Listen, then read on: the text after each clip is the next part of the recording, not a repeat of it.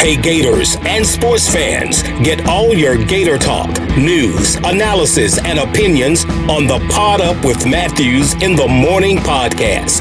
Find us on your favorite podcast platform or watch us on Facebook Live between 8 a.m. and 9 a.m. every weekday. Pod Up, because we are Gator fans. So say, it's great to be a Florida Gator. Good morning. Welcome to a Monday edition of Pod Up with Matthews in the Morning from the Crime Prevention Security System Studios. Large enough to serve you, small enough to carry. It's a Monday after the SEC championship game, and we got a lot to talk about. We got JC coming up, and we got Scott Carter from FloridaGators.com will be joining us as well. But in the meantime, we're going to head to JC on the Titan Tomorrow hotline. Good morning, JC. How are you?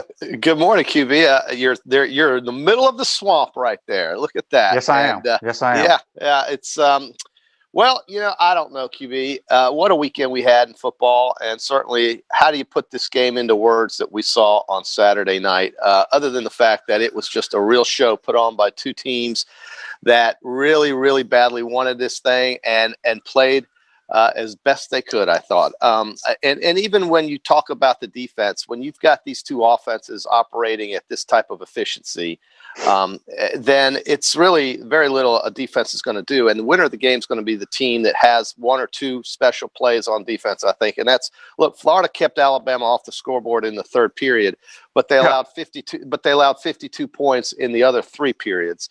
And Alabama, on the other hand, had a 17-point lead at one point, and Florida cut it to 3 or 4. So I think, or a 16-point lead, but whatever. I think it was just a great, entertaining game, and certainly the Gators have a lot to be proud of with the way they bounced back from that LSU game. And Alabama now has to try to figure out what to do defensively, I think, because there's a good chance they're going to see another team with another potent offense that resembles Florida because of how good the quarterback is. The difference is, though, that other team's got a quarterback who can run the ball 60 yards for a touchdown. And Kyle Trask, as good as he is, as great as he is, had one of the best seasons I've ever seen a Florida quarterback. Yeah, he played outstanding. I thought it was a phenomenal game by two really good quarterbacks. They had good players around them making plays. It's amazing to me how many people, if you go on Twitter, here you go, criticizing our defense. And I understand, but JC, you're an Alabama fan, right? Yes. What do you think about your defense giving up 46 points? Oh, it was hard to watch for me. Okay, and I know how good Florida is still, and it's still hard to watch. Yes, and so we give up 52. I said we needed 3 stops. However they were, and on those 3 stops, we needed to score. Well, we got 3 stops. One of them, we turned it back over on the play. Both teams only punted twice, okay? Yeah. Alabama was 10 of 15 on third down, which is very good. Yeah. Do you know what Florida was on third down? What were they? 8 of 11. Mm-hmm. That's phenomenal. So y'all's third down defense stinks too. And what people don't understand, we played extremely well, in my opinion. We played better than I anticipated. And people, the whole talk was Mac Jones, Kyle Trask. I thought both quarterbacks made unbelievable throws.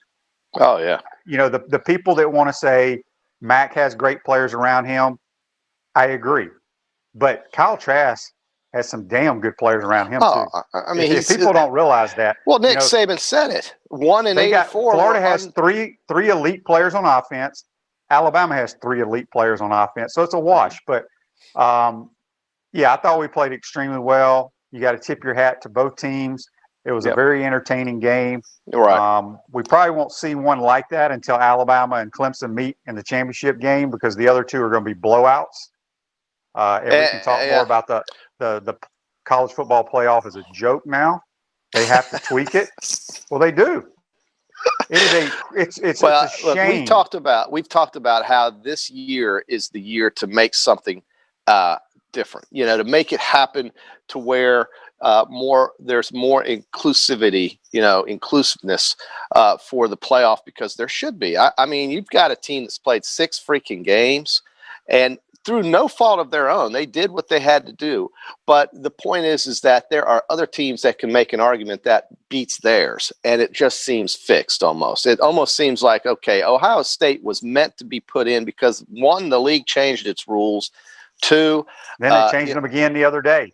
I mean, so the COVID testing has now gone from 21 days to 16 days or something like 17, but it's an abject failure of that conference's leadership, which didn't want to play the season to begin with. And I said it before the season, and I'll say it again, and I really don't care who hears this.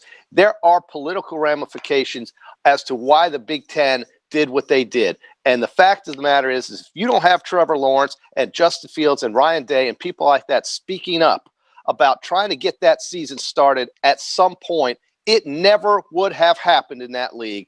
And if the ACC had not stepped up and said, we're going to play, I'm not so sure the SEC would have to begin with either, to be truthful about it, because it was so coincidental to me how the SEC basically jumped into the game about 3 minutes after the ACC did. But good for them. They played all of their games, and they were hell-bent on getting those games played.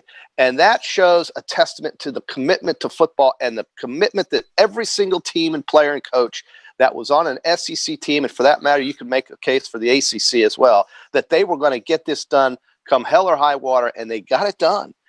While the other conference over there out west quits, while the conference in the Midwest has to change their rules because they didn't know what they were doing to begin with, and while the Big 12 was probably going to do it anyway, but needed to have a leader to follow. And Bob Bowlesby did that. But to me, this season was about giving these guys a chance to show their value to the next level. And Najee Harris and Kyle Trask and certainly Kyle Pitts and Kadarius Toney, and these guys did that. They had the opportunity to do that, and that's what it's all about. So what? A couple people got sick. They had COVID virus. They were done in 3 days, 4 days, 5 days, and they moved on with their lives because the fact is, and the ignorance of this country shows, that people don't understand what the real virus does and what's happening. Young people are not at risk of dying, period. And that's took a while to get over. And, my stump is over on that point, but that's what we saw this year was a commitment by the SEC and some others in the ACC to get this thing done. And I think everybody should be proud of the way it worked out for everyone. No, I agree. I'm very upset with the college football playoff. They got to tweak it. It's horrible now. What would be give me a scenario that makes sense? Well, you got to expand it, or you got to, it's not a popularity vote anymore, JC. You're going to sit here and tell me, I don't have it in front of me, but if we pulled up the Ohio State schedule, okay? Yeah, I know exactly I'm going to name these teams to you, and you tell me they don't go 5 or 6-0. Florida, would they've gone 6-0 in that schedule? Of course. Georgia? Absolutely. Texas A&M? Hell yeah. Cincinnati? Yes. Yes. Okay.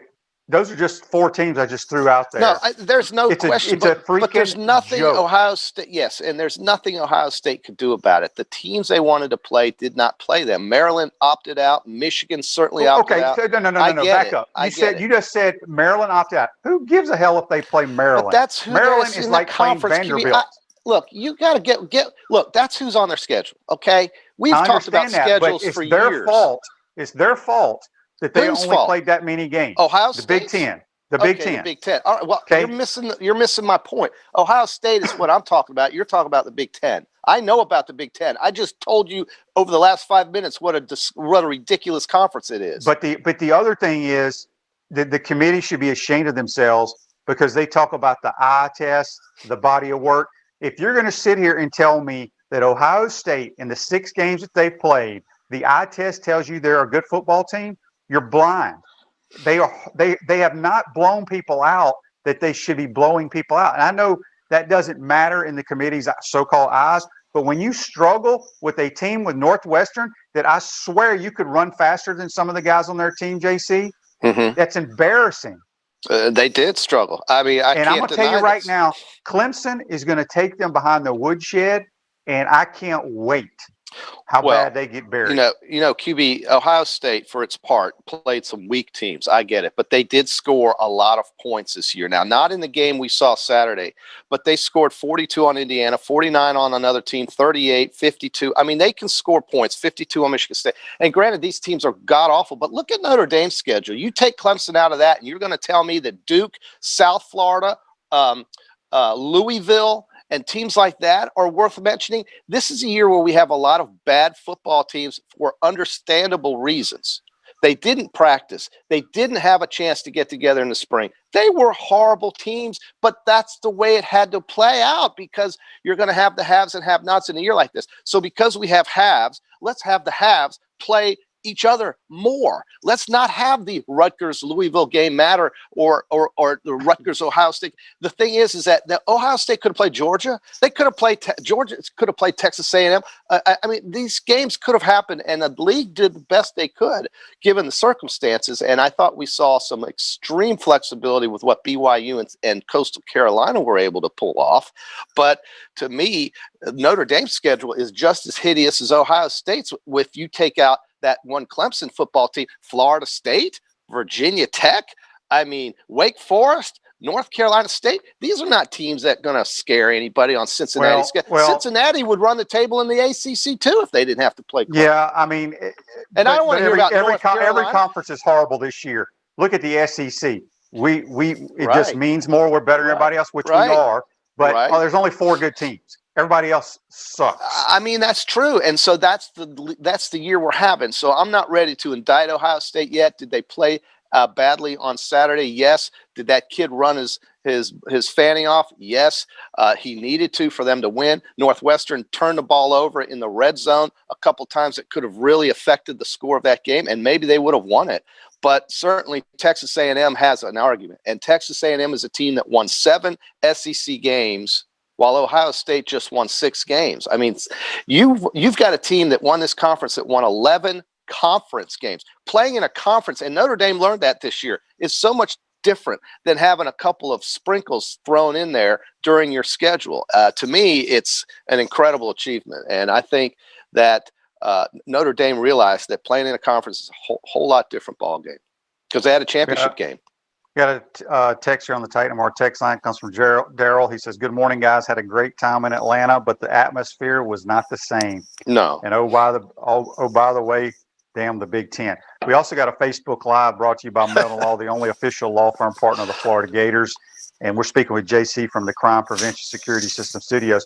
I can't see it now; it's gone away. But he was talking about how are these teams with losing records going to bowl games this year, which is ridiculous, in my opinion. Mississippi State, Tennessee, South Carolina's 2-8 going to bowl game.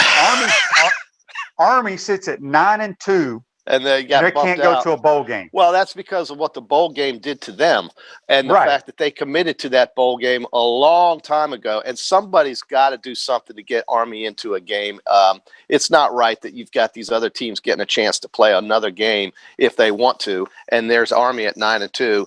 And sitting at home. That's just something's got to happen. I don't know what could happen. I don't know what's going to happen. I don't know. Somebody's got to step up and say, we'll play that opted out, I suppose. Honestly, South Carolina, Mississippi State, or they won't Tennessee, do that. One of our SEC schools should. They won't. There's no chance. But you know better than that. And I think you're right. I'm not arguing, but they won't. And did you know there's a bowl game today? Is there? Well, there's a bowl game today. I mean, it's laughable. These bowl trips are not the same. I mean, they're eating out of box lunches. They can't go to restaurants. They can't go to bowling alleys. They can't go to amusement parks. They can't do anything. No, they can't do anything. They're flying in. It's like a road trip. They're flying in the day before playing. It's just another game. We got the Myrtle Beach Bowl today. App State playing North Texas. So what did you think about, and correctly predicted here, the Rose Bowl moving to Texas, which we knew would happen? I mean, did you watch that Iowa State-Oklahoma game? Of course you did. Did you see the atmosphere there? It wasn't what it's been, but man, it was alive. And certainly, I'm not so sure the fans who went to that game are regretting it because they sat next to each other and cheered like hell for Oklahoma and Iowa State. Meanwhile, you can't walk outside in Southern California. It was the right glad that was the first sensible thing I think I've seen happen in quite some time when it comes to college football. Is it still going to be called the Rose Bowl? It's still the Rose Bowl. It's still sponsored by whoever sponsors the Rose Bowl. It's in Dallas, at a place where you can live your life, at least with proper procedures put in place. And we're going to have Alabama play there with Notre Dame, and we're going to have and the reason the committee did that was because at AT&T Stadium, Jerry World, they're allowing 16,000, 20,000 seats to be sold. And in the Superdome, you're going to have Clemson and Ohio State play in front of 3,000 people. It's a high school environment. It is absolutely hard to fathom to me, but that's what we're at. And here's some good news for all of our listeners. And there's a mutation of this virus going on in Europe right now, and the stock market is going to open dramatically lower today because now we have a potential mutation, which just so happens to come out, the news of that, around the same time we get this vaccine information coming out. So that seems coincidental to me, and call me cynical, but it's happening. So I don't know if that's going to matter or mean anything, but that's what's happening in Europe this morning as we speak here in North America. Celebration Points, where the Gators go to celebrate with premium brands like Bass Pro Shop, Palmetto Moon, Medici's, Nike, The Keys Grill and Piano Bar. Opening soon, Dave & Buster's, and coming spring of 2021, the HBC's new restaurant, Spurrier's Gridiron Grill and Visor's Rooftop Bar. We will see you at Celebration Point, where the Gators go to celebrate. Speaking with JC on the Titan MR hotline from the Crime Prevention Security System Studios, we'll be joined by FloridaGators.com Scott Carter about 8:20, 8:30, somewhere around there, whenever Scott's available. Yeah. It's online. I'll tell you, QB. Go ahead. Go ahead. What else stood out to you this weekend, JC? Well, what stood out to me was just it seemed like we've gotten to the end of Kyle Trask's Florida career now. We've got one more game to play, of course, in the Cotton Bowl. But just seeing the emotion on his face at the end of that game and understanding the effort that he put in, and you could say this about pretty much every player who finished the season and played as many games as they did, the strain, the difficulty that they experienced getting through this season really was something that hit me because, yes, we're all so happy that they were able to play, but man, it's come to a point now where they didn't get the result they wanted, but they gave it all they had, and they should be very proud of the way they played that football game and not giving up at all and staying on the gas pedal. Yeah, I mean, it was a great year. I know a lot of people. They gave Alabama a lot of problems with those empty sets. And I mean, this single coverage, you can't cover Pitts. I mean, Trask threw it into triple coverage, and Kyle Pitts jumped up and did what he does. And that's why he's going to make a lot of money and be a first-round draft pick. But Tony is uncoverable as well, and Grimes is going to make a lot of money.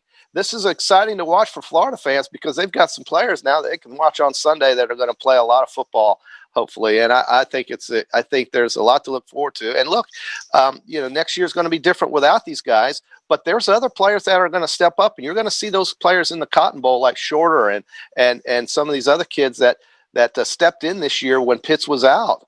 And so I think that's something to look forward to. It is, but you're going to see a totally different offense next year. Mm-hmm. Totally different. I agree. It's gonna be, 20, 22 throws a game, a lot of quarterback runs. Yeah, it will be different. Jones is going to do a lot different stuff. Yeah. Or even if it's Anthony Richardson. It doesn't matter who. Richardson, right. You're not going to see throwing it 48, 50 times a game, going empty. Trust me, you will not see that, unfortunately. So I know a lot of Gator fans got excited because we were throwing the football, brings back a lot of memories. It ain't happening next year, people. It ain't happening. Refresh your vehicle and your brand with the vehicle wrap from Wrap Spot. December is your lucky month at Wrap Spot. Mention promo code Shane and receive 13% off your vehicle wrap. Speaking with JC here, again, we'll be joined by Scott Carter from FloridaGators.com soon. Let's talk real quick about Nancy says Mississippi State's playing Tulsa in the Armed Forces Bowl. They are. And I wish Mississippi State, I wish Mike Leach would call up Todd Monken.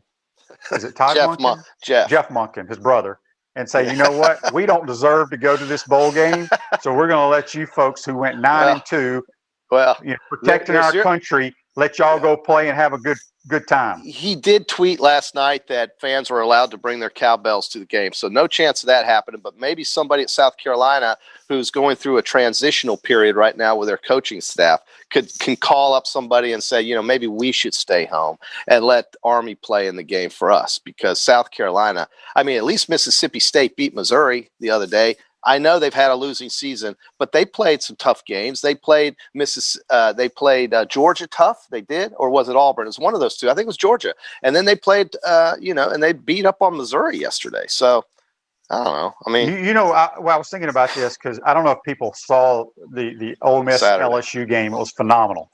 It was an unbelievable game. Yeah, in a downpour. And I said it many times on this show that for once Miles Brennan went down, they had about a 6-game stretch where they played TJ Finley. They started. He played 3 quarters.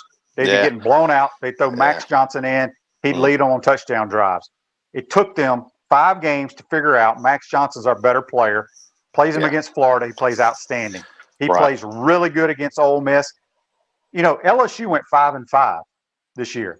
Yeah. I think if they play Max Johnson, 6-4, 7-3, maybe. They may have won. Yeah, they may have won a few extra games without fooling around with the other guy.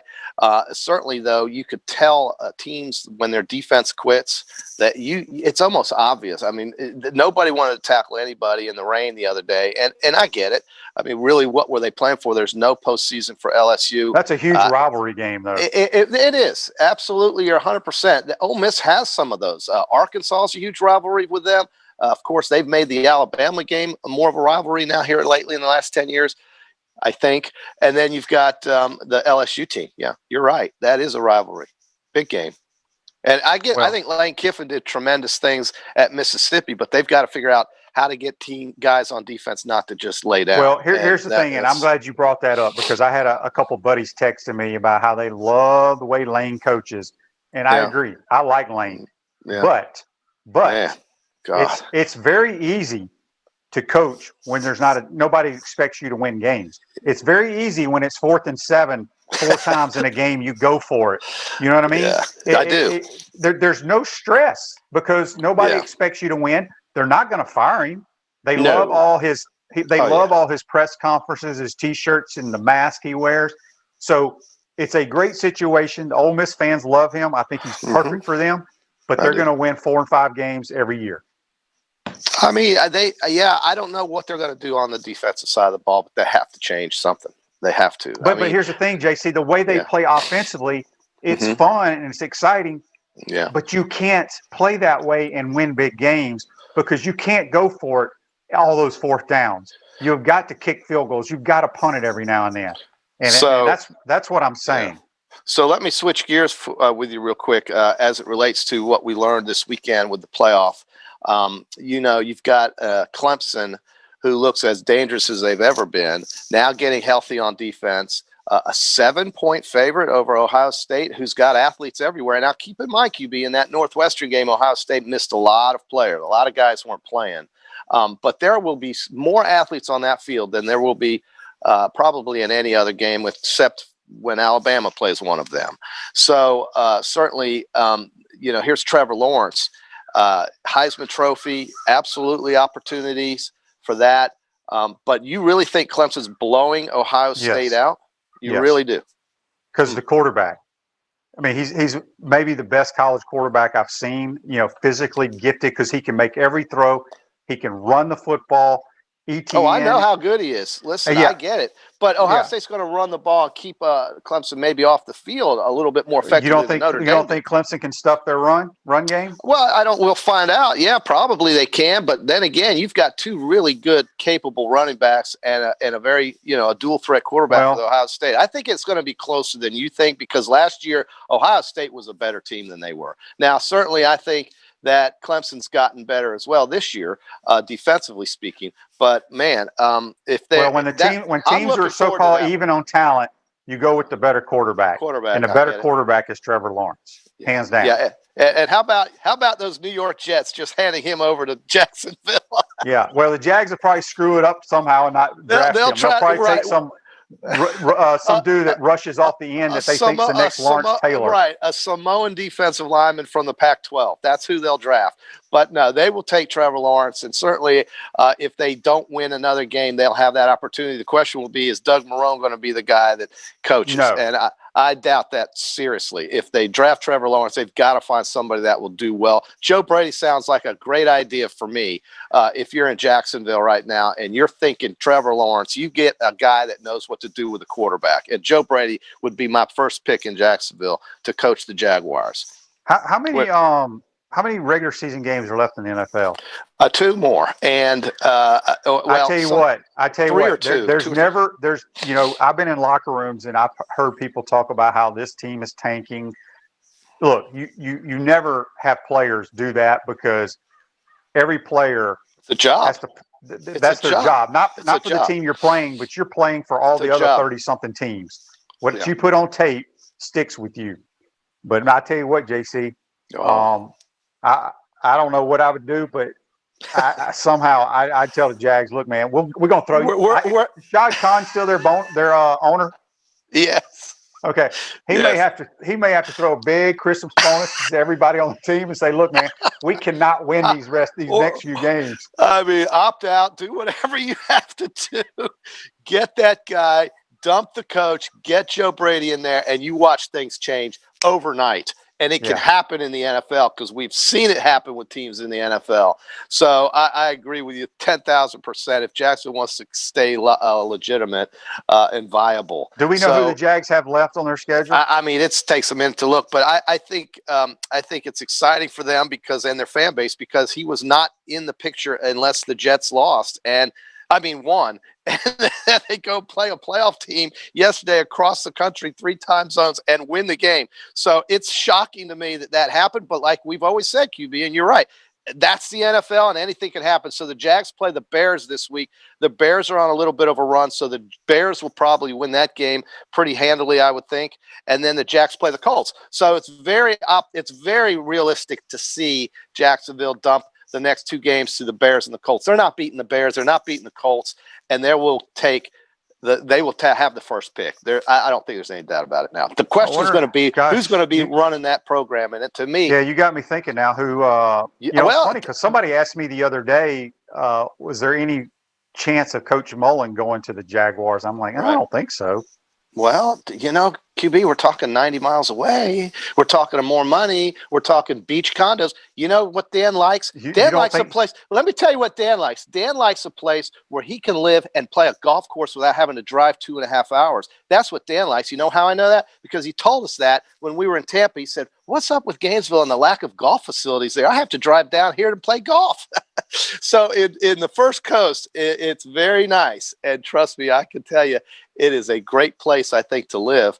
And I don't know. I mean, you brought up an interesting name there, especially with all the changes that Florida is going to be going through. But I think he's committed to the Gators. I don't want to start a rumor about Dan Mullen, but what I would say is that the Jaguars have to look at a guy that knows how to take care of quarterbacks for the first time, not a Tom Coughlin type guy, but a Joe Brady, Dan Mullen type guy that can take care of the quarterback and make them effective and efficient. Alabama had Steve Sarkisian running their offense. It's the most efficient offense in the history of college football. It's so balanced that these kids are going to make so much money playing at the next level because of who is helping them become better players. And they are executing those plans. I mean, Jalen Waddle, think about that offense with Jalen Waddle in it. Okay, we've seen these other guys play, but my goodness, what do you do with Jalen Waddle on the other side? So it's sickening how good these guys can be with the right instruction. And I think the Dan Mullins of the world, the Steve Sarkisians of the world, the Joe Brady's of the world are the kind of guys that can make these players better.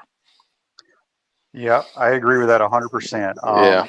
I'm anxious to see, like you said, who the Jaguars get, and somehow we're talking about the Jaguars now. I never thought we'd talk about them on my show. Because they could get Trevor Lawrence, the best quarterback in football, and possibly a Heisman Trophy winner. And he ain't gonna win the damn Heisman, JC. Well, but if you're a Clemson fan, do you think he should? Yeah, and I think he's the best. He just hasn't played. He's the best player and the best quarterback in the country, but he hasn't played enough. And we all know the Heisman is all statistically based these days. Because if he went to the best player, the best player this year has been Devontae Smith. in my opinion. Well, he'll be invited, as will Mac Jones. Well, nobody's going anywhere. They're just going to sit here and do Zoom like us. They'll be invited to the call with their little bow ties on and their tuxedos. So, I mean, you're going to have a Zoom call with 7 windows and 6 players and a couple coaches maybe. And it's an atypical year. Certainly, I hope it doesn't get worse. I hope it gets better. I'm hopeful. But, until it happens, you just don't know, right? So let me ask you this before we let you go here. Yeah. Okay. Speaking of the Heisman, if JC had a vote, yeah, and I used to. Your 3 votes. I used to have a Heisman vote when I was in the media. I voted for Charlie Ward that year. Okay, and a couple other guys in the following years. But this year's ballot would have Mac Jones, Kyle Trask, and Trevor Lawrence. And I don't think there's any doubt that Devontae Smith, Najee Harris, and these other guys are just as deserving. I think the last wide receiver to win it was Desmond Howard, maybe. So, that's it's just the way that the award has evolved leads me to believe it's more of a quarterback award than anything else. Well, and so if I'm going to go with quarterback awards, I'm going with Mac, Kyle, Trevor. And I could just as easily go Kyle, Mac, Trevor, or Trevor, Kyle, Mac. But I'm just surprised you even have Trevor Lawrence on your ballot. I just think he's so good. I mean, he's to me. He is. Then you have to put him in there and forget the stats. We already know what the stats are. If he so plays, let me ask you wins, this: is Trevor Lawrence the best? The guy's lost 1 game in his entire college career. Once. He is 30-something and 1. It's unbelievable what kind of player this guy is. And so you agree he's the best college quarterback? Well, with the way he can run the football and his mentality on the field, what he did for me off the field almost was just as impressive with the leadership that he took about playing football this year at the beginning of the season. I just think the guy is Clemson's savior. I mean, without Trevor Lawrence, Clemson doesn't win it. Kelly Bryant couldn't do it. Kelly Bryant took Clemson to the Sugar Bowl, and they got run out of the building by Jalen Hurts, who couldn't throw a forward pass. But Trevor Lawrence, he wins championships, and they're likely going to win it this year. I would say right now it's Clemson and Alabama neck and neck. But the way Clemson's defense plays, I have to give them the nod. I have to because of their defense. Yep. All right, JC, we're going to take a timeout. We're Scott must be tied up. We're waiting on him. We're going to come back and we'll talk about our picks. You're watching and listening to Pot Up with Matthews in the Morning from the Crime Prevention Security System Studios. We'll be right back. This is Shane Matthews. Thank you for listening to Pot Up with Matthews in the Morning. You can also check me out on Inside the Huddle with Steve Russell and the head ball coach Steve Spurrier. Tune in every Tuesday during football season on WRUF 98.1 FM, 8:50 a.m. at 10 o'clock in the morning, or find us on your favorite podcast platform. We want to take this moment to thank all our sponsors who keep the show going and pay the bills. Our Gridiron sponsors are Crime Prevention Security Systems, large enough to serve you, small enough to care. Titan MRI, Gainesville's only locally owned and operated MRI facility. Meldon Law, where you matter most. Peachland Dental, Gator Nation's first choice for dentistry in Port Charlotte. Comfort Temp, comfort is our business, peace of mind is our promise. Celebration Point Town Center, Center State Bank, Chris Doring Mortgage. Some of our touchdown sponsors are Campus USA Credit Union, Adams Ribs, Doreen Wiebe Realtor, Caldwell Banker MM Parish, Gator Dominoes, Celebrate Primary Care, Davis Gainesville Chevrolet, Miapa Latin Cafe, Rap Spot, Okido America, Gators Dockside, Radware for all your promotional needs, Style Cuts, Ironwood Golf Course, TB Financial, Meadowbrook Golf Course, Dar Shakow Insurance. If you are interested in promoting your business on the show, you can visit our website, potupwithshane.com, and click the Advertise button or call Freddie at 352-284-3733. Again, thank you for all the great businesses that support the show. Please remember, if you like what we are doing here, thank our sponsors and support the businesses that support us. Welcome back to this Monday edition of Pot Up with Matthews in the Morning from the Crime Prevention Security System Studios, large enough to serve you, small enough to care. We still got JC here. Scott Carter may be, he must have had a late night in Atlanta, just going to be sleeping for all we know. At Comfort Temp, comfort is our business, peace of mind is our promise. This month, get a free annual maintenance plan with every residential duct cleaning purchase, $199 value. Our service department is available 24 hours a day, 7 days a week for your convenience. This day in sports, JC. Yeah. Let me pull it up. Okay. Back in 1891, Oh, okay. Were you around? Yeah, Back in probably. 1891, the first game of basketball, based on the rules created by James Naismith, were played by 18 students in Springfield, Massachusetts. So that's when basketball started in 1891 on this day. Okay. Well, that is spectacular. QB, Notre Dame, we talked about Ohio State. Notre Dame, tell me what you think about Notre Dame. And I think the resume was enough Hang to on a get second. in. Hang on a second. I got to read this because I'm watching the Facebook live reads here, and we got one sure. from Let's Jeff. hear some of those. Let's hear. I want to hear your thoughts. This is brought to you by Okay. Meldon Law. He says Kyle Trask better than Jones, had a better season statistically, far more TDs, played like a champ in the biggest game of the year, made clutch, spectacular throws. Jones's completions were routine. I want your response, and then I'm going to give mine. My response is it's hard for me to say who is better. They're both elite.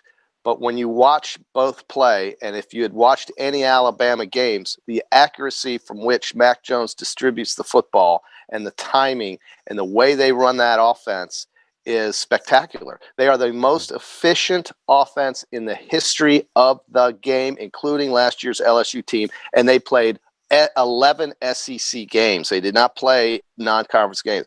So I don't really think it's that hard to defend Mac Jones. Saying that, Kyle Trask had the best season or one of the best of any Gator quarterback who ever played. So you got to give him the same amount of credit as you would give Mac Jones. That's why both of them should be sitting next to each other in New York for the Heisman Trophy presentation, but they'll be Zooming instead. So, I mean, they can play a football game together, but God forbid they sit next to each other in a room. So I think, I think it's hard to say one is better than the other. When you look at the way these guys throw that ball into these tight windows, man, I mean, I know these guys have great wide receivers, and they help make the quarterback look better. And it's vital that these players are on the supporting role of these quarterbacks. But these quarterbacks are still the guys that have to distribute it. And some guys just can't do that, man. Some guys are. Look, the guy at LSU just couldn't do it. He just couldn't do it, this Finley kid. And he had dudes everywhere. So I don't know. Well, here are my thoughts. I agree. They're both very, very good college quarterbacks. I think you take off your orange and blue glasses or your crimson and white glasses, and I look at it from a quarterback standpoint. I don't think one's better than the other. I think they're both phenomenal college quarterbacks. You know, I do have a problem when people say that Mac Jones has better players. I don't agree with that because he's got Devontae Smith and Najee Harris, elite players.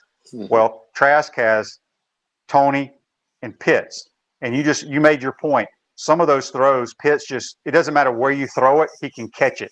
It's incredible. It's incredible. And then Doring was on my show, and his stat folks from the SEC Network stated that out of the 40 touchdowns that Kyle had thrown, I think 18 of them were inside the 7-yard line. Whereas, you handed it off to Harris. Handed it all. So the stats can be misleading. I think they're both outstanding. I don't know who's going to win the Heisman. I think they're both very deserving of it. But it's, I look at it from playing that position. They both were outstanding this year. I don't know if one's better than the other. Just great seasons. But anybody that says it's easier to play quarterback at Alabama than it is at Florida is completely wrong. No, I mean, tremendous pressure at both places. Yeah, there really is. And I mean, they say, well, there's not a Najee Harris in Florida's backfield, but you know what Florida can do? They can just dump it right out there to Grimes, and he goes for 10 yards. So, I think we're gonna see just two great players get drafted, and they could come back and play another year. But the reason they would do that Mac's only a junior. He could play 2 more years. Yeah, he could play 2 more years, but he's got the capability of going pro, as does Kyle, and I think they will. Although I would say with Lawrence being the first guy taken, they're both going to go get their money, and they have to. Well, here's the thing. Yeah, I think I saw the last projections from a so-called Mel Kiper or one of those guys, Todd McShay. Yeah. That Mac was supposed to be the 5th quarterback taken, which probably would be 3rd, 4th round. And Kyle was like 6th, the 6th quarterback. So when you talk about a lot of money, once you get in the 3rd round, it's true. A lot of money. True. It's true, but it could all come crashing down on one play. and then all of a sudden you're out for the year. And Trask has had some injuries in his career, certainly, so he knows what that's all about. An injury got him into a game in Kentucky, and so he knows what that means. And I think he's definitely higher than a third round guy. I mean, look at how he throws the football. If you give him some NFL receivers, anybody who would pass on him and take some guy from Oregon State or wherever, Baylor, you're crazy. You're out of your mind. These NFL guys are smarter than that unless they're in Jacksonville. No, so well, some of them are. Some of them ain't real smart. It's true. You're right, because the same teams seem to always keep losing. But I do believe that if they both don't go, the one more likely to go would be Kyle Trask. Yeah, it's funny. And I wonder if Mac in his head is thinking, okay, if we win the national title, that's a great time to go out. But can I come back and win another one if I'll be the first quarterback ever in the history of Alabama to win the Heisman? Yeah. But think about it. He's got the number one dual threat quarterback that's a true freshman sitting behind him. Well, that kid will transfer. Well, or my question is, who knows? If Sarkisian leaves, who knows who Saban hires? Bryce Young may fit their system better than what Mac is doing. Yeah, maybe, but I don't think Saban would hire anybody that's vastly different than what he's got right now. He loves the Lane Kiffins. He loves the Steve Sarkisians. Those are his guys because he adapted to a different type of offense when Texas A&M and Johnny Manziel ran all over him. He realized that he's got to change, and Alabama did change. They are a completely different offense than they have been in the past. It's no more ground and pound anymore. There's balance, and there's efficiency, and there's accuracy, and that offense is as good as any. You've said it. It's as good as any you've seen play football in college. It's the best college offense I've seen since I've been alive. There you go. Well, that's Nick's not going to mess that up by getting some guy that is dramatically different than what he's had there. So he knows the points help when you play football games. It's going to be interesting because Sarkisian interviewed yesterday for the Auburn job. Yeah, I don't see that. I don't see that. No chance. Rick says here on Facebook Live, brought to you by Mellon Law, Jacksonville will take Trask to sell tickets. No, they won't. Come on, Rick. There's a guy named Trevor Lawrence. He looks like he lives on a beach. He is the best quarterback in the draft, and the tickets will flow into Jacksonville. I think Trevor Lawrence is the best pro-ready quarterback I've ever seen come out of the NFL. I mean, college. They said Andrew Luck and Peyton. I think he's above them personally. The guy can run a 4.5. I mean, he's as fast as those guys. Well, I ain't worried about him being fast. I'm just talking about his throwing ability. But that just makes it so much harder for a defense when you've got a quarterback who can run. You know that. And certainly Trask has given it all he can, but physically is just not capable of doing that part of the job that Trevor Lawrence is. But Trask is going to go to a team that's going to want to throw it a lot and be effective. I wouldn't be shocked to see him in a place like maybe Chicago or maybe a place like Dallas. Somewhere like that. I mean, think about Dallas. Why wouldn't they look at Kyle Trask JC. From here's Houston, the thing, Texas, or wherever Kyle goes, we don't know if he'll ever play a snap. You know what I mean? You just never know how it's going to work out in the NFL. Yeah, and that's true. But you've got to go with something. And I think I'm looking at teams. Where would Kyle Trask really be marketable, and where would he really fit in well? And I think Dallas is a great idea if they don't sign Dak Prescott, because Jerry doesn't want to pay Dak Prescott $40 million a year. He doesn't. And the only concerns that I have for Trask and Mack at the next level is their mobility. Yeah. Oh, sure. Yeah. And that's the thing, is that Trevor Lawrence doesn't have that issue, and he will sell the place out in Jacksonville, Rick. Trust me on that, buddy. Yeah. Charlie says here, South Carolina school president is a retired Army general. Make the call to West Point, General. Great research there from our crack audience, baby. That's awesome. I mean, look, Army should play. They won the Commander's Chief Trophy. Okay. They were the best service academy team. 9-2. I know. And, the amazing thing about these service academy teams is that one year they can go 2-9, and then the next year they go 9-2. It really just depends on a couple players. Navy had that kid, that quarterback, and they won, 14 straight games against Army? And then when he left, what has Navy turned into now? They're no different than anybody, So, but, look, I think it's I think Trask is going to do great. He's going to get drafted, I think, sooner than the third round because I think quarterbacks are in such high demand at the next level. Well, and it all depends on how they have them graded. I see him as a third-round quarterback. You do? But we'll see. But it doesn't matter. At Chris Doring Mortgage, they do mortgage lending right, helping home buyers throughout Gainesville and North Central Florida. Call Chris Doring Mortgage today at 352-244-0840. All right, JC, we're missing out on Scott Carter today. I don't know what happened. Maybe he could be on vacation. Scott. Who knows? He may have said, you know what? I'm going to wake up in Atlanta Sunday, and I'm hauling ass somewhere. It's been a long season. I've had enough of this. So he may weeks. Who knows? Well, listen, you have to be nimble and flexible at a time like this, QB. You absolutely. Really do. So give us a rundown of what happened with the JC and QB Plan Dentistry weekend picks. Glad you asked. This was you won more. You went 1, 2, 3, 4, 5, and 1, 2, 5 and 4. You went 5. We didn't pick that, Mrs. Missouri. Okay, so you won 5 games, lost 4. I won 3 games and lost 6. So you had the better weekend. That brings you to 71 and 61 and brings me to 76 and 56. And I had my percentage wrong on Friday. I wasn't 68%. I did the math wrong. I don't know. Call it early, whatever you want. But we're still trending in the upper 50% range, and that's what you could come to expect. Our friend Brian Edwards, who joined us the other day, he went 1, 2, 3, 4, and 5. I don't know how his numbers were that much different. Yeah, 4 and 5. So, yeah, some tough games. I mean, we saw USC get upset. We saw Marshall lay an egg. We saw Iowa State lose by 0.5 point on that 5.5 number against Oklahoma. They turned the ball over too many times to win that game.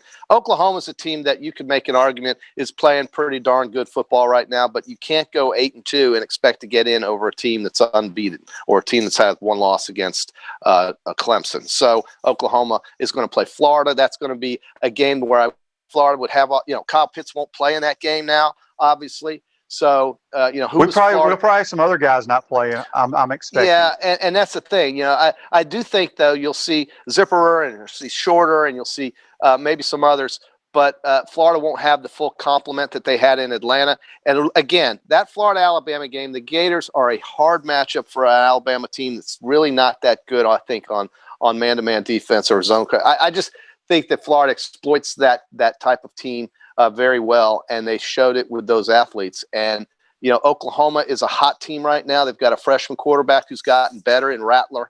So that's going to be a tough game for Florida in Dallas. It's going to be a very difficult game. Yep.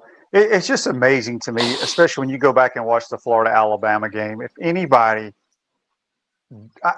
people, some coaches are scared to throw the football.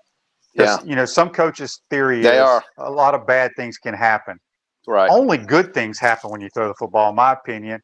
I mean, the only bad thing that can happen is an interception. But think about how many pass interferences were called on both teams the other night, because it's so hard to cover people. It's impossible. It really is, especially when you got freak athletes out there just running free and you get them in single coverages where they do these double moves, and it's impossible. If you've got an offensive line that's protecting the passer, it's almost impossible to stop it. As long as they can execute the play, they're going to have something big happen. So you're right. I mean, and that's what Alabama and Florida have done all year. They have taken shots. They go downfield more. They take shots and get the ball to their speedsters and their best players, and that's how you win football games. We've talked about it ad nauseum, and that's what Florida and Alabama have done this year. And it just amazes me how difficult it is to watch a game, let's say like Wisconsin and Minnesota play, or teams like this where it's so damn hard to get 10 yards. To just get 10 yards. And I don't know if it's scheming or if it's athletes or if it's a combination of both or if it's coaches that just don't know what they're doing when it comes to offense. But this is why you have to go with an offensive guy if you're looking for a coach, in my mind, today in today's game. And this is why you need players to help that quarterback when he's tossing it around the yard. And I can't argue with you. You came from an era with a coach that innovated a lot of what we see today, and a lot of that is ingrained in your head, in your mind, and certainly most people who like points are thinking in that form and fashion, and it's made football more entertaining and more fun to watch. Funner? Funner. Did you just say funner? I didn't say it. You said it, but I almost said it.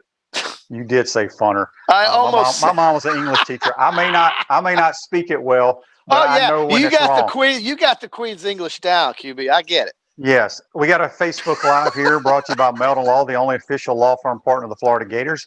And we're speaking with JC from the Crime Prevention Security System Studios. Nat says Florida's offense will be more dynamic with a running quarterback. Well, what does that mean? I want to disagree with that. I want his definition of what dynamic means. If you like scoring 45 points average, we're not going to score this many points next year. No, I'm saying though. So how do you become more dynamic? What is the definition of that adjective? Well, I think what people are thinking are they're taking what we did in the passing game this year, adding the running game. Well, hell yeah, you'd be more dynamic, but we're not going to have that passing game, is what I'm trying to say. No way. There's no chance. You don't have. We don't have the accuracy at that position, the decision making. Now we're going to have, whether it's Anthony Richardson or Emory Jones, very athletic guy that can run and make plays. Sure. From a decision making and accuracy standpoint, and it's going to be like night and day. I agree. And when you want to look at a guy like Mac Jones, just remember he sat and watched for a couple of years before he really got into that role as quarterback, and he just got better. We're not talking about them. I know, but what I'm saying is players shouldn't just hop up and leave because they don't get to play the 1 year that they think they should play. The story can be drawn out over time. And these quarterbacks like this Georgia kid who transferred and all these other kids who don't get what they want in the first 6 weeks, I don't see them doing much. And Justin Fields might be one of the few exceptions, to tell you the truth. I think Justin Fields is an outstanding college quarterback. He had a great year last year. I don't see it translating to the next level. Not that matters, because that's what I try to tell people. I don't care if Kyle Trask never takes a snap in the National Football League. What does it matter? It's what he did here for us. I hope he has a great career, but you see what I'm saying? Yeah, I do. But you recruit kids with the idea that they could go to the next level if you want to get them. And especially the ones that are required to win at this level. And so that has to be a component to it as well. But I see what you're saying. He's a Florida Gator quarterback before he's anything else right now. Yeah. I mean, that's why, everybody was all upset about Tebow not working out in the NFL. Who cares? Now, it would have been great, but he was one of the greatest college football players of all time. Same thing with play for us. Yeah, and same thing with Danny, right? Same thing. Yeah, but Danny still played 8 years in the league. He did. But he made his I think Trask is going to be a 10-year vet that basically had a career like me. Sit on the sidelines a lot, be a good teammate. I think he'll play more than you did. Well, he's big. That's why, because he's 250 pounds. I was 195, but we'll see. He's going to have to work on his feet, though. I'm telling you, you got to have good feet to play in that league. Yeah, no question about that. They're so fast. It's so fast. And, but again, I look, everybody believed in him when he came in and played for Florida the first time. And I think the folks who draft him will feel the same way about him. He's just a spectacular guy. All right, JC, appreciate you stepping up and subbing for Scott. We'll see you Wednesday. My man. Okay, buddy. All right, that's JC. Join us on the Titan MR hotline. At Center State Bank, we put business first. We are the largest community bank in the state of Florida and understand that small businesses need a community business partner that they can rely on. Center State has 4 convenient Alachua County locations to serve you better. Center State Bank, member FDIC. Going to take our final time out. We come back. We'll wrap this program up. You're watching and listening to Pot Up with Matthews in the Morning from the Crime Prevention Security System Studios. Hey Gator Nation, this is your former head ball coach Steve Spurrier. Check out our show Inside the Huddle with Shane Matthews and Steve Russell every Tuesday during football season on 8:50 a.m. and 98.1 FM WRUF at 10 o'clock a.m. We want to take this moment to thank all our sponsors who keep the show going and pay the bills. Our gridiron sponsors are Crime Prevention Security Systems, large enough to serve you, small enough to care. Titan MRI, Gainesville's only locally owned and operated MRI facility. Meldon Law, where you matter most. Peachland Dental, Gator Nation's first choice for dentistry in Port Charlotte. Comfort Temp, comfort is our business, peace of mind is our promise. Celebration Point Town Center, Center State Bank, Chris Doring Mortgage.